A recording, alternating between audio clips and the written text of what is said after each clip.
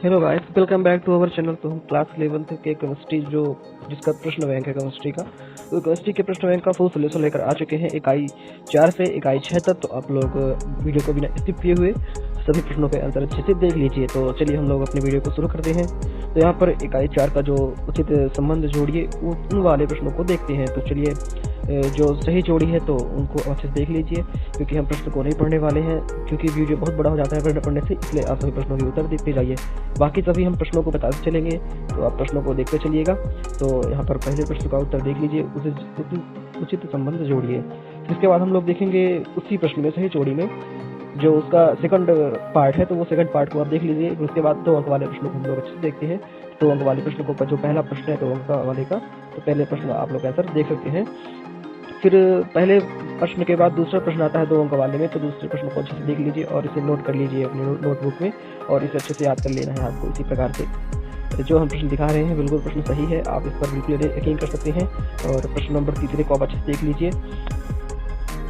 यहाँ पर मैं थोड़ा और जूम कर देता हूँ। वीडियो की क्वालिटी अच्छे से बढ़ा लीजिए, और वीडियो की क्वालिटी अच्छे से बढ़ा लेंगे तो आपको अच्छे से दिखाई देगा। चलिए हम लोग अब अपने अगले वाले प्रश्न को देखते हैं। तो जो हमारा चौथा वाला प्रश्न है, तो उसकी आपको हिंदी इस प्रकार से लिखनी है, और आप इस प्रकार से चित्र भी बना सकते हैं। और पहले प्रश्न का उत्तर आपको इस प्रकार से लिखना है, फिर इसके बाद आपको इसका चित्र इस प्रकार से बनाना है। फिर इसके बाद हम लोग प्रश्न नंबर 5 को देखते हैं। तो प्रश्न नंबर 5 में जो क्रिया दी हुई है उसके ऊपर हमने इस प्रश्न का आंसर दिया है, तो इसको आप अच्छे से देख लीजिए। फिर इसके बाद हम लोग अगले प्रश्न की ओर चलते हैं। तो आप लोग प्रश्न नंबर 6 का उत्तर देख लीजिए। प्रश्न नंबर 6 में जो का नंबर था और खा नंबर था, तो उन दोनों प्रश्नों के उत्तर हमने यहाँ पर दिए हैं, तो आप सभी प्रश्नों के उत्तर अच्छे से लिख लीजिए। फिर इसके बाद हम लोग बात करते हैं प्रश्न नंबर 7 की ओर। तो प्रश्न नंबर 7 को आपको अच्छे से देखना है। यहाँ पर प्रश्न नंबर 7 दिया हुआ है, तो इसको अच्छे से कर लीजिए। केवल गा कक्षक सिग्मा बंद नहीं बनाएगा, तो इस प्रकार से इसका आंसर आपको लिखना है और आगे लिख लेना है। और इसके बाद हम लोग प्रश्न नंबर 8 की ओर चलते हैं। तो प्रश्न नंबर 8 को आपको इस प्रकार से लिखना है इसका उत्तर, और इस प्रकार से इसका उत्तर लिखने के बाद 8 के बाद आपको प्रश्न नंबर 9 का उत्तर लिखना है। प्रश्न नंबर 9 का पूरा उत्तर इस प्रकार से लिख लेना है आपको वीडियो को रोककर। इसके बाद हम लोग प्रश्न नंबर 10 को देखते हैं। तो प्रश्न नंबर 10 इस प्रकार से है, तो इसको भी आप अच्छे से इसी प्रकार से लिख लेना है। फिर इसके बाद हम लोग प्रश्न नंबर आगे वाले की ओर बढ़ते हैं। तो यहाँ पर आपको आगे वाले प्रश्न जो इधर यूनिट 4 खत्म हो चुका है, तो इसके बाद हम लोग यूनिट 5 में चलते हैं, द्रवों की अवस्थाएं। तो द्रवों की अवस्था में जो 2 अंक व 3 अंक वाले प्रश्न है, तो इनको हम लोग अच्छे से देखते हैं। तो जो 2 अंक वाले प्रश्नों में से जो पहला प्रश्न है, तो उसके अनुसार आपको देखने हैं। प्रश्न के अनुसार इस प्रकार से किया गया है, तो आपको इस प्रकार से लिख लेना है, और आगे इस प्रकार से इसको और आगे लेना है। तो इस प्रकार से इसका हल करेंगे तो P1 = 2.5 बार आता है, तो इस प्रकार से आपको इसको कर लेना है। फिर इसके बाद हम लोग प्रश्न नंबर 2 को देखते हैं। जहाँ पर लाल का इसे चिन्ह बना है वही प्रश्न है, तो आपको उसी को ध्यान देना है, और वहीं से हर प्रश्न स्टार्ट होते हैं। तो सभी प्रश्नों को आप क्वेश्चन मैन से देख सकते हैं, और प्रश्नों के उत्तर आप हमारे इस वीडियो से लिख सकते हैं। और साथ में जो ऑब्जेक्टिव वाले क्वेश्चन हैं उन्हें मैं नहीं करा रहा हूं, क्योंकि वो तो आपके प्रश्न बैंक में उत्तर दिए गए हैं, तो आप वहां से उनके उत्तर देख सकते हैं। और जो प्रश्नों के आंसर नहीं दिए हैं तो उनके मैं करा रहा हूं, तो आप अच्छे से कर लीजिए। तो आगे से आपको इसको और प्रकार से करना है। इसको इस प्रकार से करने के बाद इसका आंसर आता है V2 = 0.8 बार आता है, तो इस प्रकार से आपको उसको कर लेना है। फिर इसके बाद हम लोग प्रश्न नंबर 3 को देखते हैं। तो यहाँ पर जो प्रश्न नंबर 3 है, तो यहाँ पर इसको अच्छे से देख लीजिए, और इसको आगे इस प्रकार से और करना है। तो इसका आंसर आता है M1 = 70 ग्राम प्रति मोल। इसको इस प्रकार से करने के बाद हम लोग आगे वाले प्रश्न की ओर बढ़ते हैं। तो हमारा प्रश्न नंबर 4 है, तो इसको आपको इस प्रकार से लिख लेना है। इस प्रकार से लिखने के बाद इसके आगे और है, तो इसको आगे आंसर लिख लेना है। इस प्रकार से इसका आंसर आ जाने के बाद हम लोग आगे वाले प्रश्न की ओर बढ़ते हैं। तो जो हमारा प्रश्न नंबर 5 है, तो आपको इसका उत्तर इस प्रकार से करना है। इसका उत्तर अच्छे से इसी प्रकार से आपको लिख लेना है। फिर इसके बाद हम लोग आगे वाले प्रश्नों की ओर बढ़ते हैं। तो आपको प्रश्न नंबर 6 दिया हुआ है, इसमें 2 अंक वाले व 3 अंक वाले प्रश्न इसी प्रकार से। इसका उत्तर केवल इतना ही होगा, क्योंकि किताबों में इसका उत्तर इसी प्रकार से दिया है, तो आपको इस प्रकार से लिख लेंगे तो कोई गलत नहीं करेगा। तो आपको इस प्रकार से इसका आंसर लिख लेना है। फिर हम लोग अपने आगे वाले प्रश्न को देखते हैं, क्रांतिक ताप को। तो आपको क्रांतिक ताप को आगे वाले प्रश्न में 3 तरह के परिभाषाएं पूछी है, तो आपको उनको अच्छे से लिख लेना है। पहला है क्रांतिक ताप, और उसके बाद है क्रांतिक ताप। इस प्रकार से इसको लिखना है क्रांतिक ताप को। फिर इसके बाद है क्रांतिक ताप। इसके बाद वाला जो क्वेश्चन है, जहाँ तक है तो 7वें का क्रांतिक दाब वाले आंसर को आपको देख लेना है। फिर इसके बाद हम लोग प्रश्न नंबर 4 को आपको देखना है। तो ये तो फिर वही आ रहा है जो हमने अभी देखा था, इसको हम लोग जल्दी से बढ़ा देते हैं। फिर आपको क्रांतिक आयतन देखना है उसके बाद। तो क्रांतिक आयतन को आपको इसी प्रकार से देख लेना है। क्रांतिक आयतन को ये प्रश्न नंबर इसका है, 7वें प्रश्न का आंसर है। क्रांतिक ताप को देख लेना है, आपको क्रांतिक दाब को देखना है, फिर क्रांतिक उसके बाद आपको क्रांतिक आयतन को देखना है। क्रांतिक आयतन को अच्छे से इसी प्रकार से कर लेना है। फिर इसके बाद हम लोग प्रश्न नंबर 8वें को देखते हैं। तो प्रश्न नंबर 8वें को आपको इसी प्रकार से कर लेना है। फिर इसके बाद हम लोग आगे वाले प्रश्न को देखते हैं। डांटल का आंशिक ताप, तो आपको इस प्रकार से इसका नियम लिखना है। फिर इसके आगे इस प्रकार से और करना है। इस प्रकार से करने के बाद 9वां प्रश्न आपका खत्म होता है यहाँ पर। फिर इसके बाद हम लोग प्रश्न नंबर 10वें को देखते हैं। तो प्रश्न नंबर 10वें का उत्तर आपको इसी प्रकार से लिखना है। इस प्रकार से प्रश्न नंबर 10वें का उत्तर लिखने के बाद आपको प्रश्न नंबर 11वें का उत्तर लिखना है। 11वें का उत्तर अच्छे से लिख लीजिए और चैनल को जरूर सब्सक्राइब कर लीजिए और वीडियो को जरूर लाइक कर दीजिए, चैनल को सब्सक्राइब कर दीजिए और बेल आइकन को जरूर प्रेस कर लीजिए। चैनल को जरूर सब्सक्राइब कर लिए, आप लोग चैनल को सब्सक्राइब करते ही नहीं है, तो कृपया कर चैनल को जरूर सब्सक्राइब कर लीजिएगा। और हम इतनी मेहनत से वीडियो बनाते हैं तो आप हमें एक सब्सक्राइब तो दे ही सकते हैं। सिर्फ आपको लाल बटन को छूना है और हमें मोटिवेट करना है। सिर्फ एक लाल बटन छूने से हम मोटिवेट होते हैं और आपसे सिर्फ एक ही चीज़ मांगते हैं कि आप हमारे वीडियो को लाइक सब्सक्राइब कर दीजिए। इतना तो आप कर ही सकते हैं, ये तो फ्री है, बिल्कुल फ्री है, तो आप इस प्रकार से बिल्कुल कर सकते हैं। तो हम लोग प्रश्न नंबर 12वें को देख चुके हैं। इसके बाद हम लोग प्रश्न नंबर 13वें की ओर चलते हैं। तो आपको प्रश्न नंबर 13वें को इसी प्रकार से कर लेना है और प्रश्न नंबर 13वें को इसी प्रकार से करने के बाद आपको क्वेश्चन नंबर 14 को देखना है। तो क्वेश्चन नंबर 14 को इस प्रकार से आपको लिख लेना है। क्वेश्चन नंबर 40 जो हमें दिया हुआ है, इसका आंसर आपको इसको लिखने के बाद इसके आगे वाले प्रश्न का आंसर आपको इस प्रकार से 15वें को लिख लेना है। तो प्रश्न नंबर 15वें का आंसर आपने देख लिया है और प्रश्न नंबर 15वें के बाद आपको जो 16वां दिया हुआ है तो उसका आंसर आपको इस प्रकार से करना है। 16वें का क्वेश्चन इस प्रकार से लिखने के बाद आगे और देखते हैं हम लोग। तो आगे इस प्रकार से दिया हुआ है, तो पूरा अच्छे से देख लीजिए। इसको इस प्रकार से देखने के बाद आपको इसी का सैंता वाला जो है तो उसको भी आपको अच्छे से कर लेना है और प्रश्न नंबर 16वें का जो सैंता वाला है आपको उसको भी अच्छे से कर लेना है। फिर उसके बाद द्रवों का वाष्प दाब है तो उसको भी आपको इसी प्रकार से कर लेना है। फिर जो इसका 17वां क्वेश्चन नंबर है तो उसको आपको इस प्रकार से लिखना है। इस प्रकार से आंसर को अच्छे से लिख लेना है। आपको ए नंबर वाला ये चीज़ है तो ए नंबर वाले को आपको अच्छे से इस प्रकार से लिखना है। फिर इसके बाद बी नंबर में जो इसके क्वेश्चन नंबर 2 है तो इसको भी आपको इसी प्रकार से लिख लेना है। इसके गुण के आधार पर द्रवों के 2 गुण को समझाया जा सकता है, पृष्ठ तनाव और सैंता। इस प्रकार से इसको समझाने के बाद आपको प्रश्न नंबर 18वें को आपको देखना है। तो प्रश्न नंबर 18वां जो है तो उसको आंसर आपका इस प्रकार से लिख लेना है। वीडियो को रोक कर लीजिए और प्रश्नों को सभी आंसर को अच्छे से लिख लीजिए और प्रश्न नंबर 18वें का आंसर आपको इस प्रकार से लिखने के बाद प्रश्न नंबर 19वें का आंसर आपको कर लेना है। तो आप लोगों को प्रश्न नंबर 19वें का आंसर आपको कर लेना है। आपको इस प्रकार से 19वें प्रश्न का आंसर कर लीजिए और इसके नीचे और किया हुआ है तो इसको भी आपको कर लेना है अच्छे से और इसको अच्छे से उतारने के बाद अभी और दिया होगा तो उसको भी आपको अच्छे से कर लेना होगा। इस प्रकार से आपको इसका आगे का करना है। तो आप इसमें लीटर में भी क्वेश्चन दे सकते हैं और में लीटर में क्वेश्चन का आंसर दे सकते हैं। तो इस प्रकार से आपको इसका आंसर देना है। फिर इसके बाद हम लोग यूनिट 6 में आ जाते हैं, ऊष्मागत की इकाई 6 जो है। तो इस प्रकार से इस प्रश्न के आंसरों को देखना है आपको। तो जो 4 अंक वाले प्रश्न है तो उनको हम आपको दिखाते हैं। तो जो 4 अंक वाले में जो पहला क्वेश्चन है तो उसका आंसर आपको देखना है अच्छे से इसी प्रकार से जिस प्रकार से किया गया है।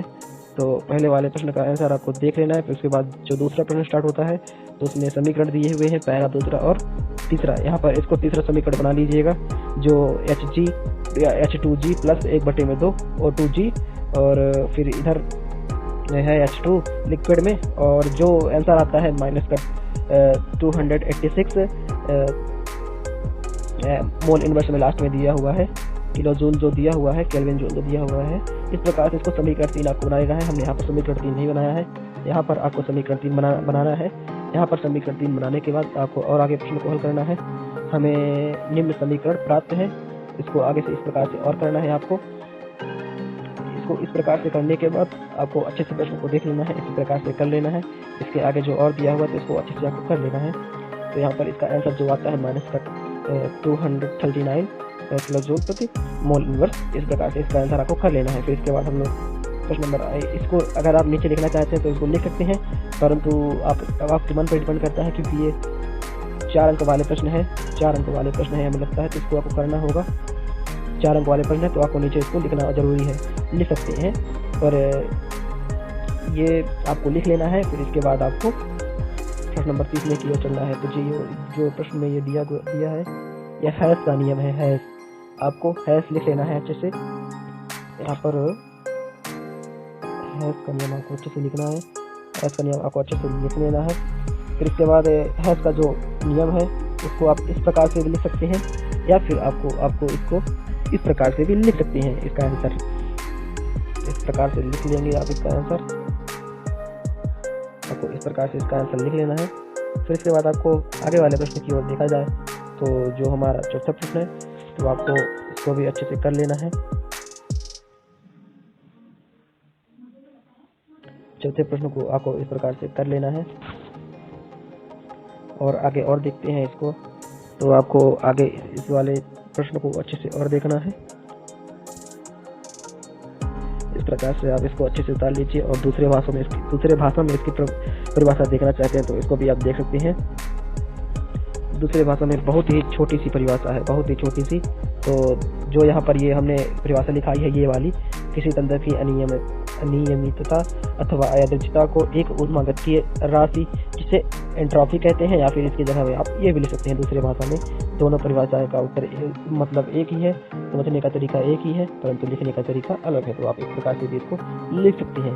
फिर उसके बाद हम लोग प्रश्न नंबर 6 को देखते हैं। तो आपको प्रश्न नंबर 6 में जो टिप्पणी दी हुई है तो इनको प्रश्नों को आपको इस प्रकार से लिखना है और इस प्रकार से लिखने के बाद इन सभी प्रश्नों के आंसर आपको लिख लेने हैं। तो जो पहला जो हमारा पूछा है परिभाषा, तो वो पहला पूछा है मानक विरचन एंथैल्पी किसे कहते हैं। तो आपको इसकी परिभाषा लिखनी है इस प्रकार से और इसका आंसर दे देना है इस प्रकार से। फिर इसके बाद अथवा करके इस प्रकार से भी इसकी परिभाषा लिख सकते हैं, दोनों परिभाषाएं सकते हैं। परंतु जो ये परिभाषा हमने लिखाई है ये परिभाषा एग्जैक्ट परिभाषा है, क्योंकि ये परिभाषा बिल्कुल सही है।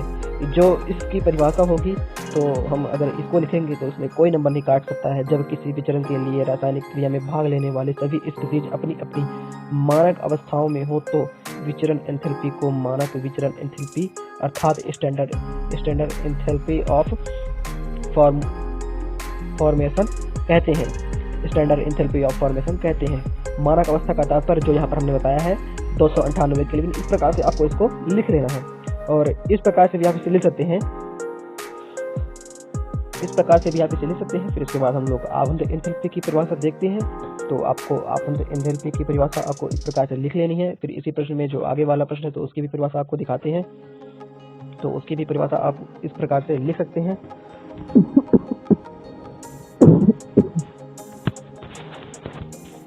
इसकी परिभाषा इसलिए प्रकार से लिख लेना है आपको। इसके बाद हम लोग इसी प्रश्न का अगला देखते हैं भाग। तो जो इसका अगला भाग है अवस्था फलन अथवा और पथफलन किसे कहते हैं। तो आपको पहले इस प्रकार से लिखना है इसकी परिभाषा, फिर आगे और इसकी इसी प्रकार से लिख लेना है।